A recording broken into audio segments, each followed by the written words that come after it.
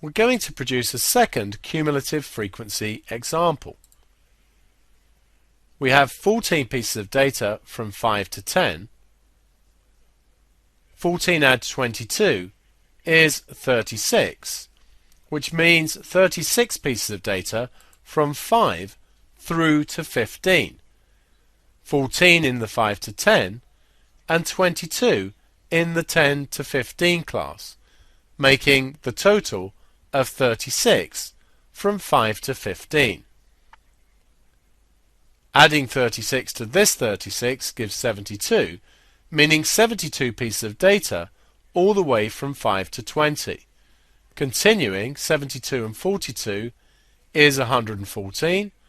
114 add 20 is 134. And 134 add 6 is 140. The sum of the frequency column is 140, and these two numbers should always be the same. The bottom of the cumulative frequency column should always be the same as the total of the frequency column. Here we have no gaps between the intervals. That means it's easy to spot the upper class boundaries.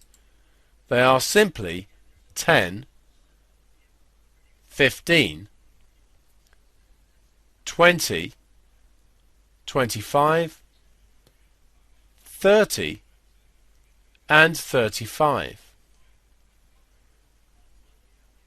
The cumulative frequency always goes on the vertical axis.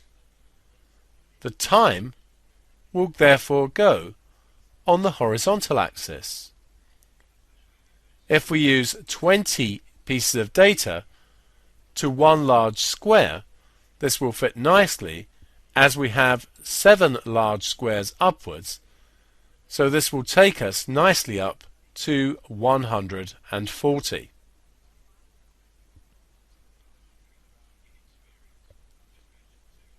If we start the horizontal axis at 5 and go up in 5-second intervals, this will fit nicely as well.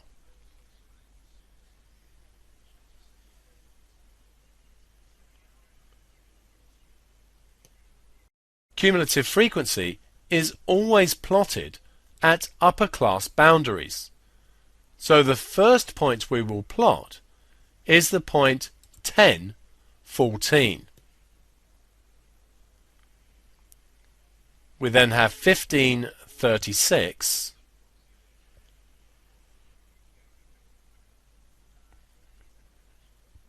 20, 72. 25, 114.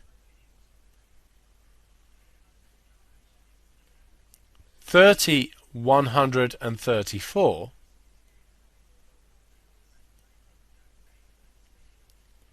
35, 140. We can then join these points with either a smooth curve or a series of straight line segments. I'm going to use straight line segments. We can start at the point 50 since there are no pieces of data before 5. So we draw a series of straight line segments between the points to complete our cumulative frequency graph.